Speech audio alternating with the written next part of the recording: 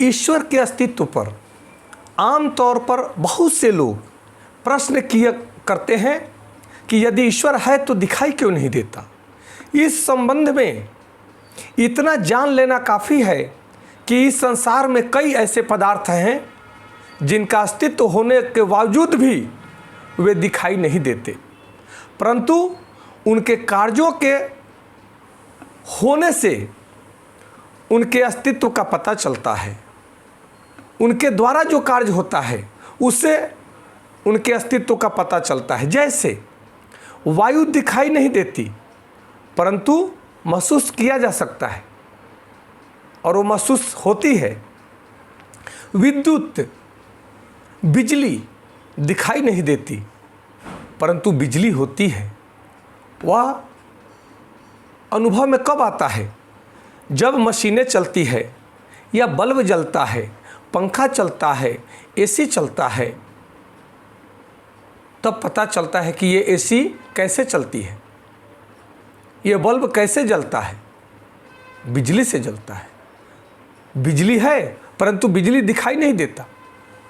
परंतु एक बात ध्यान रखें, जब बिजली आप पकड़ोगे बिजली के तार को, तब वह अपनी शक्ति को दिखा देगा। वह बिजली की शक्ति आपको आभास हो जाएगी कि बिजली में कितनी शक्ति है। इसी प्रकार दर्द होता है हमें, परंतु दर्द का कोई आकार नहीं है। दर्द दिखाई नहीं देता, लेकिन जब शरीर के किसी अंग में दर्द होता है तो उसका अस्तित्व हमें महसूस होता है। इसी प्रकार सृष्टि जैसी इस महान रचना को देख करके तथा असंख्य तरह के जीवों के अद्भुत शरीरों को देखकर यह मानना अति आवश्यक हो जाता है कि इसका कोई न कोई तो रचनाकार है, जो अलौकिक शक्ति के द्वारा इस सृष्टि की रचना कर रहा है। उस अलौकिक शक्ति को ही ईश्वर कहा जाता है। उस अलौकिक शक्ति का नाम ही ईश्वर है। कई बार यह तर्क दिया जाता है कि सृष्टि अपने आप ही बनी है, इसे बनाने वाला कोई नहीं है। यह एक भ्रांति है। ये मनगढ़ंत बातें हैं, समाज को सत्य से भटकाने के लिए है। ये सृष्टि संचालित हो रही है, अपने आप हो रही है, परंतु इस सृष्टि को संचालित करने में भी कोई न कोई शक्ति तो है। पंखा चल रहा है परंतु पंखा अपने आप तो नहीं चल रहा है, उसके पीछे कोई तो शक्ति है जो उसको हिला रही है, जो उसको शक्ति दे रही है। उसी शक्ति का नाम ईश्वर है। उसी शक्ति को हम ईश्वर कहते हैं। इस संसार में किसी भी छोटी से छोटी वस्तु का कोई न कोई बनाने वाला अवश्य होता है। बिना बनाए कोई भी चीज़ बनता नहीं है। जब छोटी से छोटी वस्तु को इस संसार में बनाने वाला कोई न कोई है, तो इतनी बड़ी सृष्टि, इतना बड़ा ब्रह्मांड का रचनाकार कोई व्यक्ति नहीं हो सकता। ध्यान रखना, ईश्वर को व्यक्ति के रूप में अपना देखें, क्योंकि व्यक्ति सर्वज्ञ नहीं हो सकता, सर्वव्यापक नहीं हो सकता।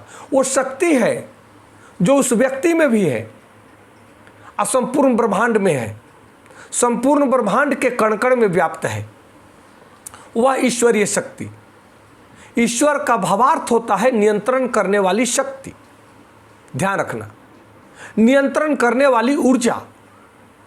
वह ऊर्जा जो हमारे अंदर है, आपके अंदर है, सबके अंदर है, कण कण में व्याप्त है। और वह ऊर्जा चेतन है, ब्रह्म है। उसको ज्ञान है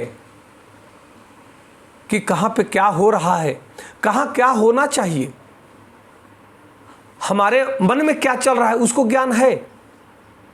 उसको हम ईश्वर कहते हैं, उसको ईश्वरीय शक्ति कहते हैं। उसको ईश्वर, उसी ईश्वर को अनेकों नाम से, अनंत नाम से, लाखों नाम से हम जानते हैं, परंतु वह है एक। वो कण कण में विभक्त है परंतु है एक। इस सृष्टि का अंत पाना कितना कठिन है, और इस सृष्टि में जो हो रहा है हम कहते हैं अपने आप हो रहा है, उसका क्रिएटर तो है।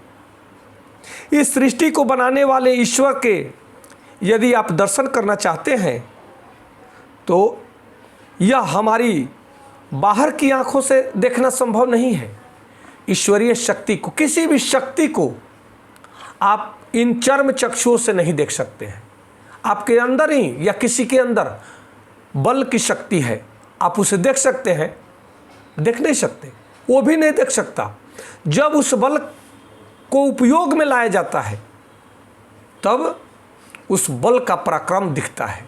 उसी तरह से किसी भी शक्ति को देखने के लिए आप इन चर्म चक्षुओं से नहीं देख सकते, उसके पराक्रम को देख सकते हैं। और उस ईश्वरीय शक्ति को अगर देखना है तब आपको अंतःकरण से, अपने दिव्य दृष्टि से आप देख सकते हैं। तो उसे अपने पवित्र अंतःकरण में, अंदर की आंखों से, दिव्य दृष्टि से अनुभव किया जा सकता है, जिसके लिए हमें योगाभ्यास, ध्यान, साधना करने की आवश्यकता है।